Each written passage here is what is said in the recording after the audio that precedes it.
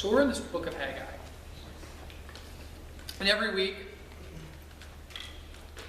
we've been going through Haggai. When I taught at LCA, we used to, when we would do memory verses, some of you guys remember when we do memory verses at LCA.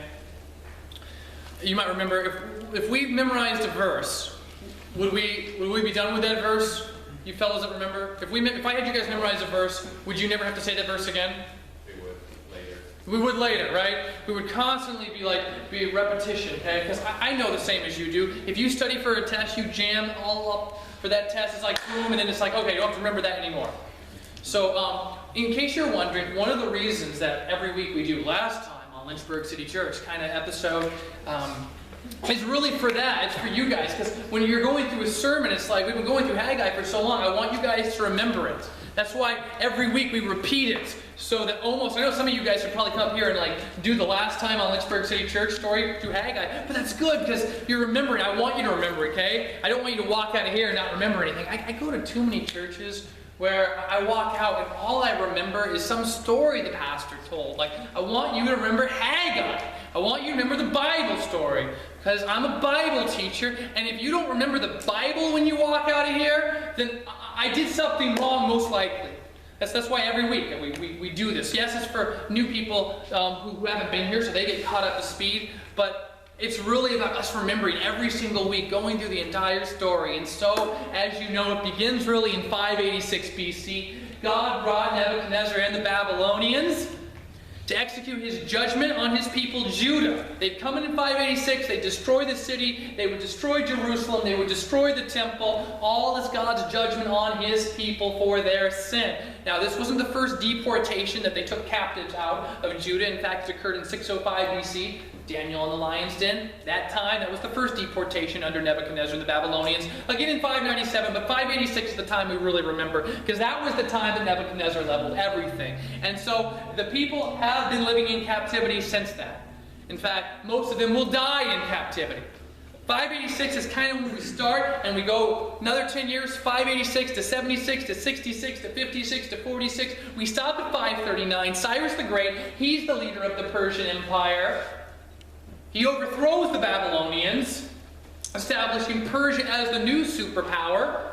And then 1 year after that, in 538, he issues a law allowing the people of Judah to return home, still under Persian control and authority, but they no longer have to stay in Babylon. They can go back. And so this migration begins in 538. It continues sporadically over the years, and now Haggai comes on the scene in 520 BC, August 29, 520 BC. I throw out these dates because in the Bible, the dates in the Bible don't correspond to the dates that I'm telling you. That's because while they were in Babylonian captivity, the Jews adopt the Babylonian calendar system. So I'm doing a quick translation for you. But Haggai comes on the scene in August 29, 520 BC, and he preaches a series of sermons that God gives to him. Chapter 1, 1 through 11, that's his first sermon. Okay, he comes on the scene here. He says, listen, you guys have been struggling economically. Things have been really tough. You know that? Just the crops aren't producing. Drought has happened. I want you to know that that's a result of God. It seems like God's not in it. Yeah, that's because he's not in it. Because your priorities are all mixed up. You're focusing on all these other things. You're prioritizing all these other things, good things, other than God. And you haven't built the temple, and you need to build the temple. And then in verses 12 to 15, he gives a response of the people. He says, so he comes, he preaches the sermon, chapter 1, verses 1 to 11, 12 to 15. He gives a response, and they respond positively. They respond positively. It says in verse 12 of chapter 1 that the people not only obeyed, but they feared the Lord. And then verse 14 of chapter 1, the Lord stirred up their spirit within them. Which at that point, sometimes people pause and they ask me questions. Well, Joe, why would verse 14 need to happen? Why would the Lord need to come and stir up their spirits if in verse 12, which preceded it, they had already obeyed and feared the Lord? Like they had already obeyed and feared the Lord, so why does God need to come in here? And I usually point out to people other reasons than the actual Hebrew language breakdown of the verse. But when he has outlined what's happening, it's not so much in chronological order as he's saying, yes, in verse 12, they have obeyed. Yes, they feared. They now fear the Lord. And then what he does in verse 14 is explain how this has taken place. Yes, They weren't doing what they should have been doing. He comes, he preaches, now they are obeying, now they're fearing. How did that happen? The explanation, verse 14, is really that. The Lord comes, stirs up their spirit, stirs them up from this state of spiritual inattentiveness. Being there 18 years, neglecting the Lord's house.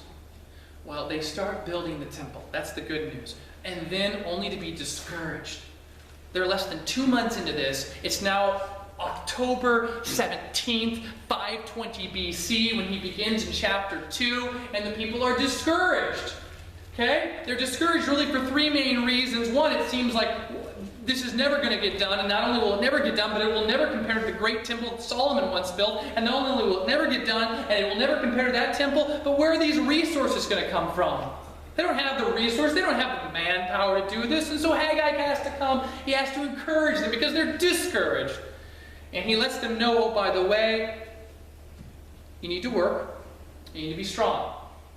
As if they've already tried that, right? They've already tried working, they've already tried to be strong, and then he gives his explanation. He says, oh, by the way, you need to work and you need to be strong, not because you haven't already tried that, but because God is with you. His presence is with you, just as it was. And then he cites an ancient story that they all would have remembered, just as he was with your ancestors coming out of Egypt, right? When you came out of Egypt, did you exercise your willpower to make that happen? Did you try to empower yourself? Did you try to enable yourself? No! You didn't do that like God did that. It was all God, and so it will be in this building project. You need to be strong, you need to work, not because you haven't already tried to do that, but because God's presence will be with you. And oh, by the way, I know you're wondering where the resources are going to come from. Yeah, they're going to come from non-Israelite nations. What?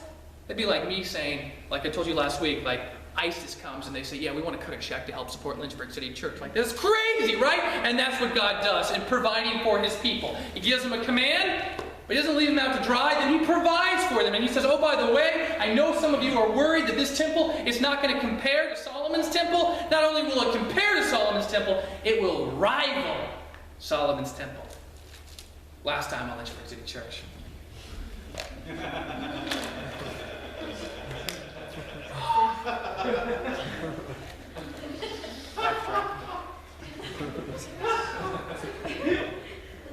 He didn't do that part. Verse 10. Chapter 2, verse 10. You are all caught up to speed now. If you have either forgotten or you are new tonight, you are in the know. So verse 10. It's now December 18, 520 BC. It's been a little less than 4 months that have elapsed, and Haggai comes on the scene to preach now his third sermon. On the 24th day of the 9th month in the 2nd year of Darius, the word of the Lord came by Haggai the prophet. It is December 18, 520 BC. And Haggai comes and he's going to use this as a time of reflection. When I was working through this, I thought, wow, how about that? For many of you, this might be your last Sunday here in Lynchburg. What a time to reflect on everything that's happened, everything that's taken place, both good and bad, in your lives. And this is what Haggai seems to be doing, by all indications. Not quite 4 months into this building project, and he pauses. He reflects, as I'm sure and hope he will be doing. Verse 11, thus says the Lord of hosts, ask the priests about the law. What Haggai is going to do now is he's going to introduce a hypothetical question that basically regards Old Testament ceremonial law. Now, before you start snoozing on me, because that sounds very boring, I'll tell you what. This is not just about Old Testament ceremonial law. He's going to put like his counseling hat on, that I like to call it, because every good counselor knows that it's worth a whole lot more if you can ask the right question and help your counselee and the people that you're talking to discover that answer for themselves. And that's what Haggai is going to do. No, this isn't merely about Old Testament ceremonial law, but he's going to pose the question in such a way. So he goes to the subject matter experts. Okay? He goes to the priest, and he says this. If someone, verse 12, he says, ask the priest about the law, verse 12. If someone carries holy meat in the fold of his garment and touches with his fold bread or stew or wine or oil or any kind of food, does it become holy? Now, let me clarify on what holiness is. Holiness means to be set apart. And there's essentially two types of holiness: intrinsic, extrinsic. For example, something that's intrinsically holy would be God. God is intrinsically holy in that God is separate from limitations. He is separate from weaknesses, impurity, or sin. So God's intrinsically holy. Extrinsically holy would be something like a person or an object. People or objects, they may be consecrated for sacred purposes. And we're really going to deal with the latter in regards to Haggai's hypothetical question. And so we asked the priest, he says, all right, let's say we got this animal we're going to sacrifice. We've set it apart, we've consecrated it, it's for the Lord's purpose, and I take meat from the animal. The meat is holy, and I put it in like my fold of my pocket, you know, my little vest pocket, something like that, and I bump into maybe some Campbell's soup or something. I bump into some type of bread or some item. Does the holiness from the meat transfer to the soup, to the bread? That's the question. And Haggai asks the question, and the priests say, no, it doesn't transfer. The holiness does not transfer. Okay? This is okay. Well, let's try another hypothetical question. Like I said, Haggai is setting this up, all right? This is more about the point of his illustration than it is the Old Testament ceremonial law. Then he says in verse 13, then Haggai said, if someone who is unclean by contact with a dead body touches any of these, does it become unclean? Does it become unclean? So the second example, the first one dealt with meat that's holy, the second deals with something that's unclean. You have a dead body. I was about to ask, has anyone seen a dead body before? But I realize I might not get the answers I want from there. A dead body, if you see a dead body, if you were to touch a dead body, okay, the uncleanliness is transferred, the impurity is transferred. If I then come over here and touch you, or you, unclean. If I touch bread or food, unclean. So what we see right here is that it is much easier a transference of things that are impure than things that are holy. And of course the answer that the priest gives is, the priest answered and said, it does become unclean. And so transfer of impurity, in that sense, is easier than the transfer of holiness. But the application that the prophet makes about this illustration is crucial. Yes, we're talking about Old Testament ceremonial laws, which might be of no interest to you, but he's going to drive this point home. And so we read the next verse, verse 14. Then Haggai answered and said, after the priest gave the explanations about what's holy and what's not, so it is with this people. At this point I'm thinking, this could go one or two ways. He just used this illustration of Old Testament ceremonial laws, the meat being holy, the dead corpse being unclean, and then he says, so it is with these people. And I'm thinking, oh, please let it be the good answer. Let it be the holy example. Like, may that be the illustration that this is all about. Unfortunately, it's not. So it is with this people and with this nation before me, declares the Lord. And so with every work of their hands, and what they offer there is unclean. What Haggai is doing is Haggai is reflecting.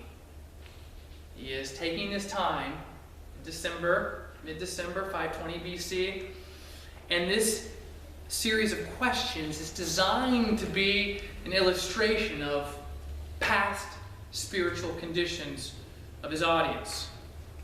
And we realize that it's not in the immediate present by the very next verse.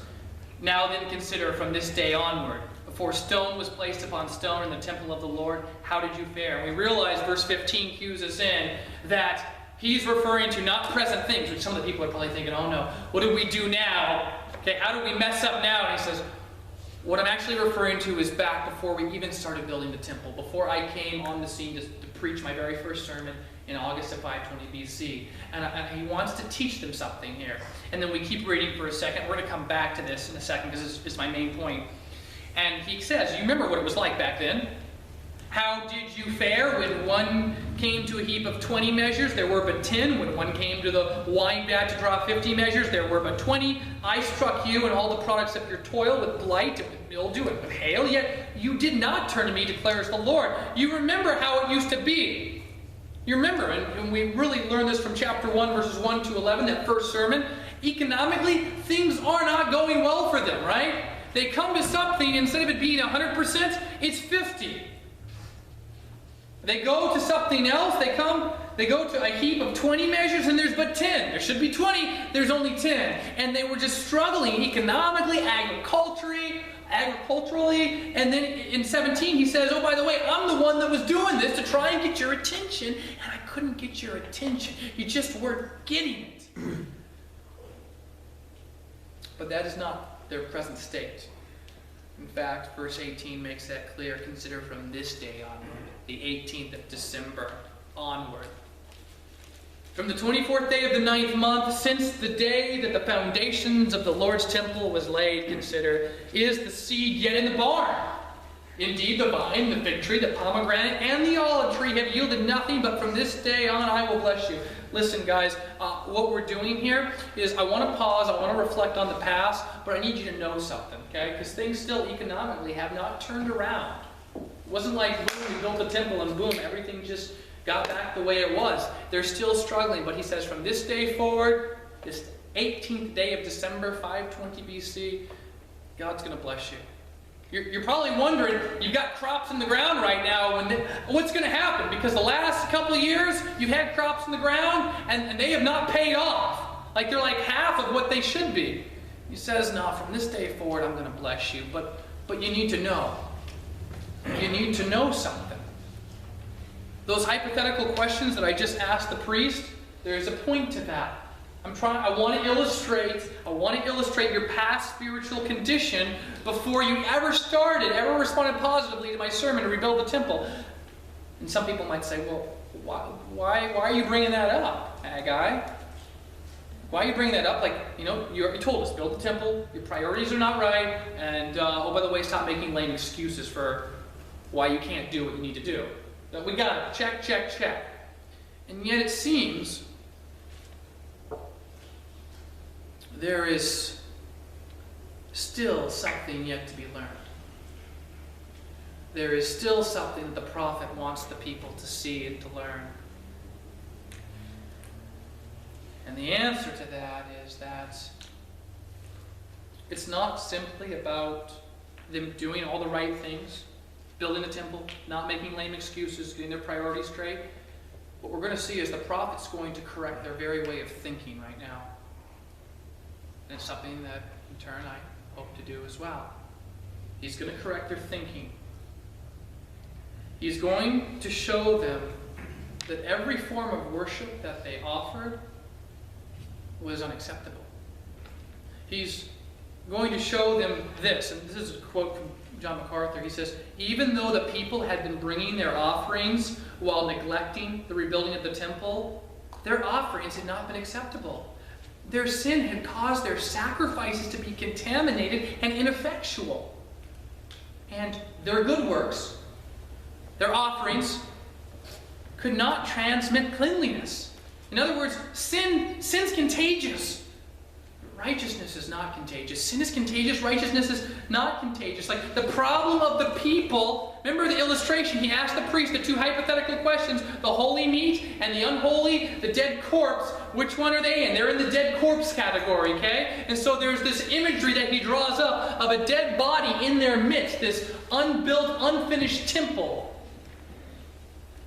It's in their midst and it's affecting everything in their life.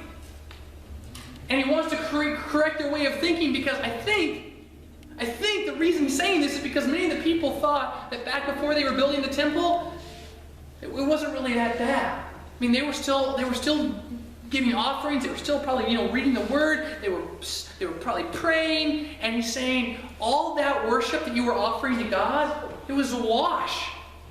Like it was a complete wash because of this dead corpse that was in your midst, and it affected everything that you touched, everything that you did was infected by it because you were infected, because you hadn't dealt with this issue. You swept it under the rug to deal with later on, or to let someone else do that. And we do that all the time.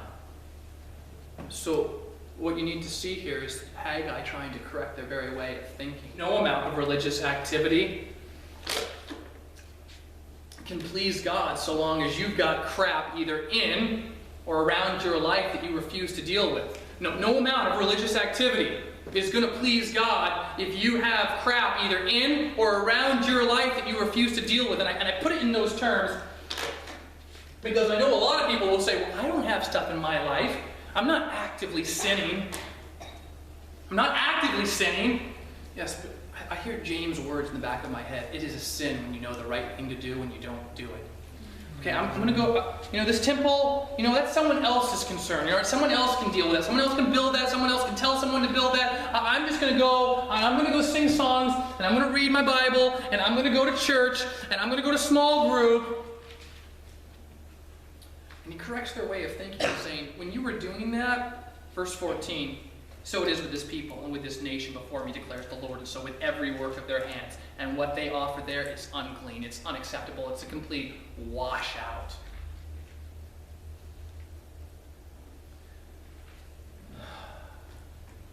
Haggai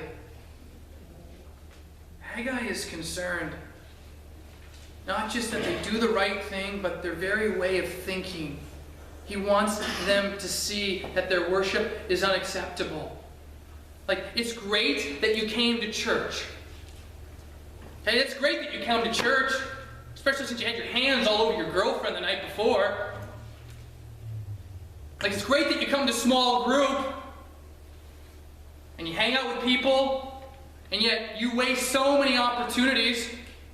Oh, you'll take it when you're at small group, but, during intermission, it's like, gotta go to my car and make sure it's unlocked or locked or whatever. I gotta run to the bathroom. I gotta, it's like my phone is in the off position.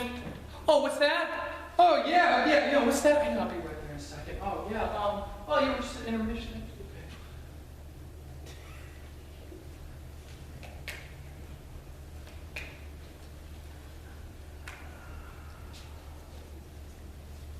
Or those intermission type moments in your life, you see the guy or the girl sitting by themselves, no one's talking to them, they look visibly upset. Wow, I got a lot going on, this is really going to inconvenience me. And then you think that you can come in here, and you can sing songs, and you can lift your hands in worship after you had them all over your girlfriend the night before. And you think God is listening to your worship? You think that type of worship is acceptable when you're raising your hands to God and you're singing songs? Tell you what, you're not singing to Him, you're just singing to yourself.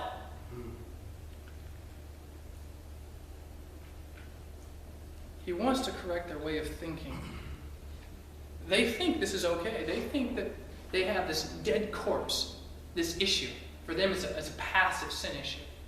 Okay? It's a passive sin. I'm not doing anything wrong, okay? Just because I'm not friendly to people, maybe during intermission or even during the week, or whatever it is. It's not like doing anything wrong. Yes, you are doing something wrong because you know what the right thing is to do. Like, I know people that have come here on more than one occasion who were contemplating suicide, who came up to me and said, you know what? This person was so friendly and so nice to me. It changed my entire perspective. What conversation! Like, you gotta be freaking kidding me! It's unacceptable! And don't you think for a second, any one of you, that you can raise your hands and ignore these things in your life, and He's gonna listen to you. Your worship is unacceptable. It's completely unacceptable. It's a wash. That's what Haggai wants the people to see. You think it was okay before you built the temple? It wasn't okay. Well, we weren't really sinning. Yes, you were. It's a sin when you know the right thing to do and you don't do it. When you know you should talk to that person. When you know you should confront someone else in your life, but it's going to be awkward and you don't want to have that conversation with them. Those passive sins, they're sins. And it is freaking unacceptable. And Haggai says, you need to know, it was much worse than what you even realized. It was as if you had this dead body laying, and every one of you tried to dance around it, make excuses for why they'll clean up that mess later, and then go in and raise your hands in worship. Guess what? You weren't worshiping God. You were singing to yourselves. He's trying to correct your way of thinking. Brothers, do not be children in your thinking. Don't be children in your thinking. Be infants in evil, but in your thinking be mature. 1 Corinthians 14:20. Our thinking matters. Yeah, it's great that they built the temple. Yeah, it's great that they've prioritized God now. Yeah, it's great that they're not making lame excuses anymore. But their thinking, he wants to correct it. The act of loving God will always need right thinking about God. The act of loving God will always need right thinking about God. So I have the great John Piper quote that I saw today. The act of loving God will always need right thinking about God. I want to help educate you in your way of thinking. I'm a Bible teacher, so I'm supposed to teach you the Bible. It was a wash. They had this sin issue in their life, and like I said, for most of you, it's probably not active sin. You're probably not in the category where you've got your hand all over your girlfriend the night before church and you have this unrepentant sin or whatever other active sin it might be. For most of you, it's probably passive sin, right? It's probably something as simple as, man, that girl in my dorm, like no one ever really talks to her. Or that, I know that friend of mine, he's doing stuff he shouldn't be doing. I know I should speak up and say something. Or I'm hearing those girls gossip and they're always saying really mean things about that other girl. And she's never around. She never defends her. She's never around. She doesn't even hear this. And they just talk trash. I should speak up and I should say something. And you ignore these things. Like the people ignored the fact that they've got this dead corpse in their midst that they just don't want to even deal with. They'll let someone else deal with it, or they'll deal with it at some other time. I want to correct your thinking. The act of loving God will always need right thinking about God in order to love God, in order to truly worship God. I don't want you guys coming in here and raising your hands and singing songs to God, and in reality, because you've got unrepentant, undealt with sin in your life, in reality, it's just a wash. Your worship's not acceptable to him, no more than the worship of the people in Haggai's day was acceptable to him.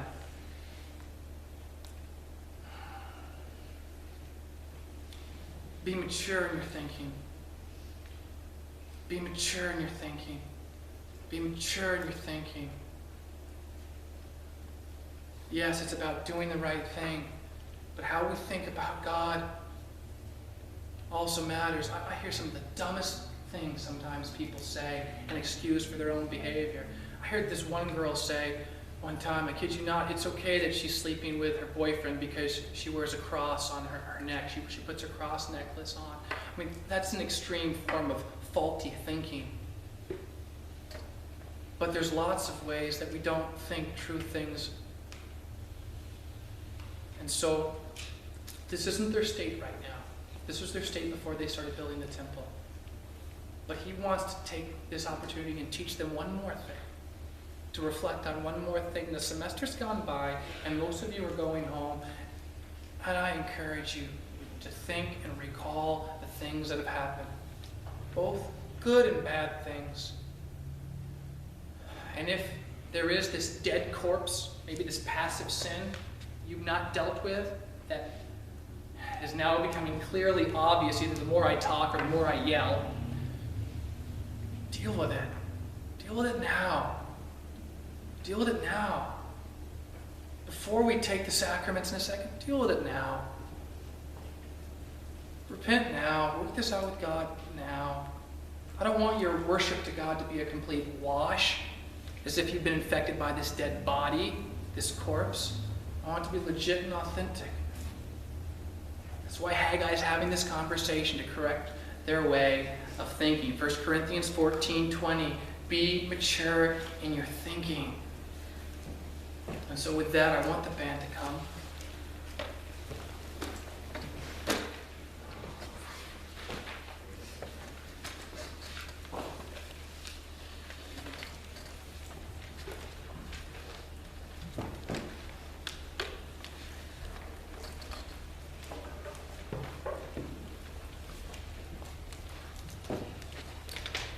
We love you, God, and we worship you and we praise you. Help us to be mature in our thinking.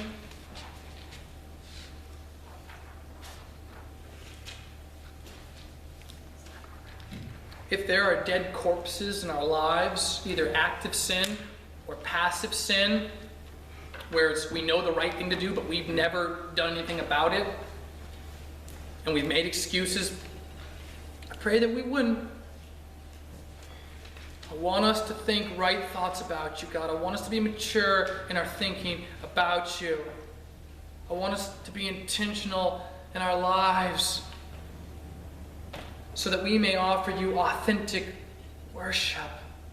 If we share with things in common with the people of Judah, like in this story, I pray that we would accept it, that we'd suck it up, that we'd go to you in repentance, that you make us new, God. You give us a clean heart, and whatever these dead corpses may be.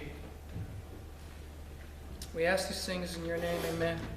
We're going to take the sacraments. We're going to take the bread and the juice in a second. You could be here the very first time. You're more than welcome to come back there. But Paul warns in 1 Corinthians 11 that you do not take the sacraments in an unworthy manner for fear that God may pour his judgment upon you. So sit here, talk to God, reflect. Think about what Haggai had to say. And when you're ready, come back there. When you're ready, come back there.